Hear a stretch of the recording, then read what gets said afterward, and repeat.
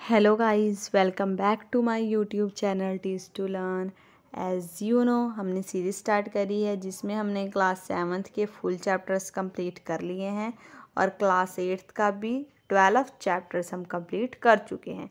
अब हमने class 8th का 13th चैप्टर जो कि लाइट है उसको स्टार्ट किया हुआ है और इसकी ऑलरेडी 3 वीडियोज़ इस चैनल पे अपलोड हो चुकी हैं। अगर आपने अभी तक प्रीवियस वीडियोज़ नहीं देखी हैं तो डिस्क्रिप्शन में दिए गए लिंक से आप उन्हें देख सकते हैं। अभी तक हमने इसकी इंट्रोडक्शन और साथ ही साथ जो इसके 2 लॉज थे, लॉज ऑफ रिफ्लेक्शन जिसमें first law and second law, उसको हमने अच्छे से स्टडी कर लिया है। आज की वीडियो में हम बात करेंगे रेगुलर एंड डिफ्यूज्ड रिफ्लेक्शन के बारे में। तो जल्दी से जल्दी चैनल को सब्सक्राइब कर लें और इसी तरह की वीडियो से जुड़े रहें। तो चलिए हम अपनी वीडियो को स्टार्ट करते हैं। रेगुलर एंड डिफ्यूज्ड रिफ्लेक्शन, तो इस चीज़ को समझने के लिए हम सबसे पहले एक एक्टिविटी करते हैं 13.4। इसमें हमें क्या करना है, पैरेलल रेस को इंसिडेंट कराना है on an irregular surface as shown in figure 13.6।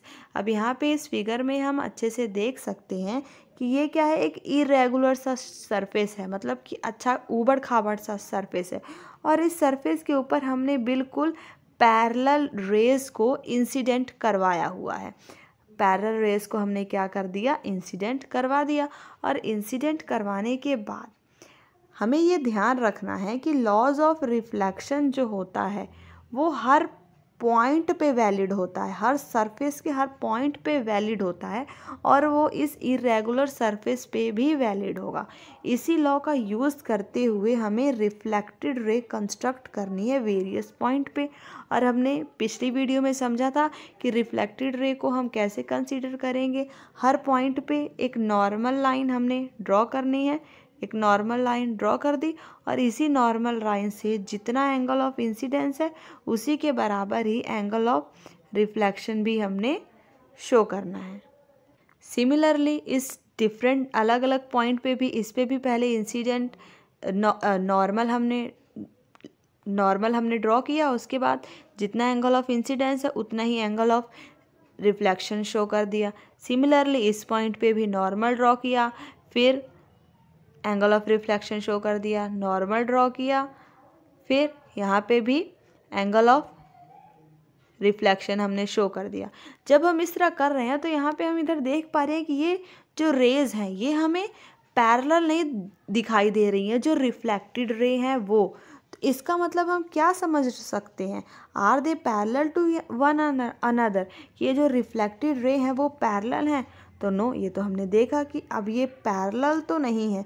You will find that these rays are reflected in different directions. आप यहाँ से इस फिगर में भी देख सकते हैं कि हमने क्या पाया कि ये जो रेज हैं ये क्या है, डिफरेंट डायरेक्शंस में जा रही हैं। सभी पे हमने नॉर्मल ड्रॉ करके फिर रिफ्लेक्शन, जो एंगल ऑफ रिफ्लेक्शन शो करा है, फिर भी हर पॉइंट पे ये जो incident ray, reflected ray different show कर रही हैं। When all the parallel rays reflected from a rough or irregular surface are not parallel, जब कभी भी ऐसा हो कि रेज तो आई हैं पैरेलल पर वो जो रिफ्लेक्ट हो रही हैं इस रफ सरफेस से या फिर इरेगुलर सरफेस से, ये पैरेलली रिफ्लेक्ट नहीं हो रही हैं, तो इस चीज़ को, इस तरह के रिफ्लेक्शन को हम क्या कहेंगे, डिफ्यूज्ड और इरेगुलर रिफ्लेक्शन। तो ये आपसे क्वेश्चन बन सकता है कि व्हाट इज़ डिफ्यूज्ड और इरेगुलर रिफ्लेक्शन। तो आपका जवाब क्या होगा कि when an all the parallel rays reflected from a rough or irregular surface are not parallel, वो रिफ्लेक्ट पैरेलल नहीं हो रही है, तो इस तरह की रिफ्लेक्शन क्या कहलाएगी, डिफ्यूज्ड और इरेगुलर रिफ्लेक्शन कहलाएगी। अब हमें ये ध्यान रखना है कि जो diffused reflection is not due to the failure of laws of reflection, ये जो डिफ्यूज्ड रिफ्लेक्शन हुई है ये लॉज ऑफ रिफ्लेक्शन का फेलर नहीं है, क्योंकि हर पॉइंट पे हमने चेक किया है, नॉर्मल ड्रॉ करके फिर reflection, angle of reflection show करा है। तो मतलब कि लॉज ऑफ रिफ्लेक्शन तो कहीं भी फेल नहीं हुआ, इस चीज़ का आपको ध्यान रखना है। It is caused by the irregularities in the reflecting surface like that of a cardboard. ये सिर्फ इसलिए हुआ है क्योंकि इस सरफेस के ऊपर इरेगुलरिटीज़ है।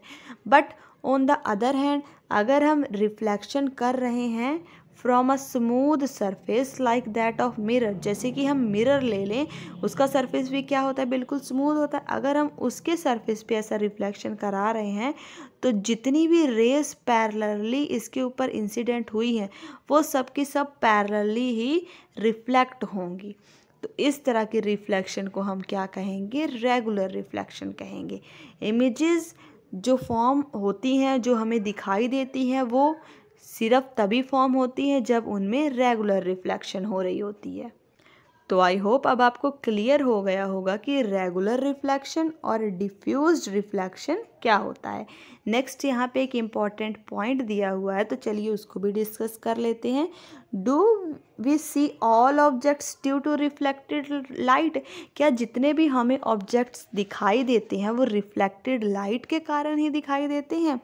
Nearly everything you see around is seen due to reflected light. अब यहाँ पे क्या बोला है कि असल में जितनी भी ज़्यादातर चीज़ें हमें दिखाई जो दे रही हैं वो रिफ्लेक्टेड लाइट के कारण ही दिखाई देती हैं। जैसे कि moon receive light from the sun and reflected. जो मून है, सभी को पता है कि मून की खुद की तो लाइट होती नहीं है, वो क्या करता है, सन से लाइट लेता है और सन से लाइट लेके वो रिफ्लेक्ट कर देता है, जिसके कारण हमारी आंखों में वो रोशनी जाती है और हमें मून दिखाई देने लग जाता है। That's how we see the moon. इस तरह हमें मून दिखाई देता है।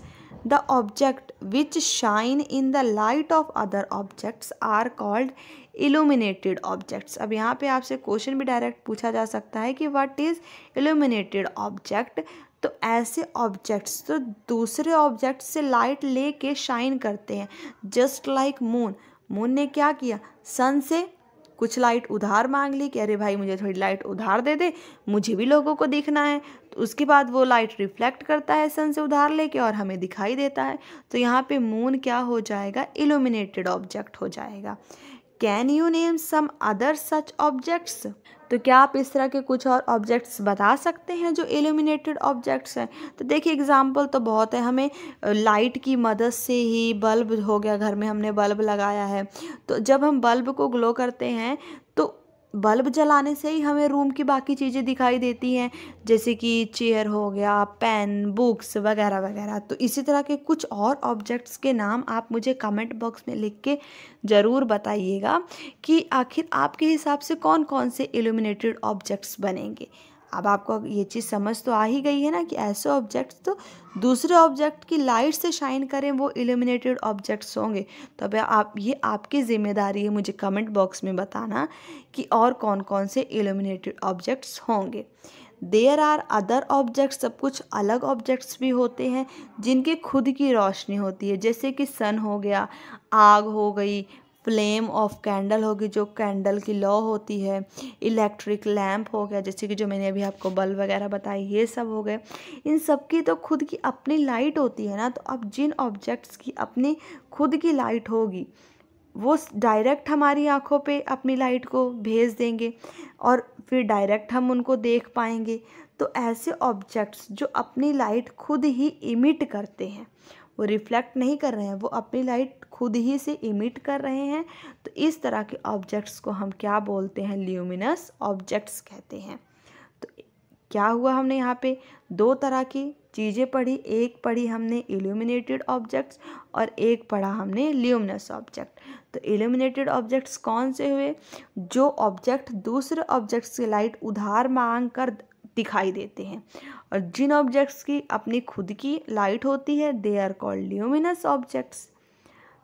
तो फिर यहाँ पे हमने क्या समझा कि जो हमें ऑब्जेक्ट्स दिखाई दे रहे हैं वो सिर्फ रिफ्लेक्टेड लाइट के कारण नहीं दिखाई दे रहे हैं, कुछ हमें डायरेक्ट इंसिडेंट लाइट के कारण भी दिखाई देते हैं। अब यहाँ पे बूझो का एक क्वेश्चन है कि जो रिफ्लेक्टेड रे है क्या वो फर्दर रिफ्लेक्ट हो सकती है अगर दूसरे मिरर के ऊपर इंसिडेंट करे? जैसे यहाँ पे इसका कहना है कि एक मिरर है और ये दूसरा मिरर है, यहाँ से लाइट आई, इसके ऊपर इंसिडेंट करी, और अब ये इसके ऊपर ऐसे रिफ्लेक्ट कर गई और रिफ्लेक्ट करने के बाद ये इस दूसरे मिरर के ऊपर पड़ी। तो क्या है, जब इस दूसरे मिरर के ऊपर पड़ी है तो ये दोबारा से रिफ्लेक्ट होगी या फिर नहीं होगी? तो ये आपके लिए क्वेश्चन है, आपको इसका जवाब कमेंट बॉक्स में मुझे बताना है। तो यहाँ पे हमारी वीडियो फिनिश होती है, जिसमें हमने समझा रेगुलर एंड डिफ्यूज रिफ्लेक्शन के बारे में, और साथ ही साथ बूझो का क्वेश्चन यहाँ पे मैं छोड़ के जा रही हूँ, जिसको हम डिस्कस करेंगे अपनी नेक्स्ट वीडियो में। और इस क्वेश्चन का जवाब आपको कमेंट बॉक्स में ज़रूर कमेंट करना है। तो वीडियो पसंद आई हो तो इसको लाइक करें। आपके पास कोई भी अच्छा बुरा सुजेशन हो, वीडियो जैसी भी लगती है, अच्छी या बुरी, उसे कमेंट करके कमेंट बॉक्स में ज़रूर बताएं। इसे ज़्यादा से ज़्यादा अपने फ्रेंड्स के साथ शेयर करें, और इस तरह की और वीडियोस देखने के लिए चैनल को सब्सक्राइब करना ना भूलें। Thanks for watching.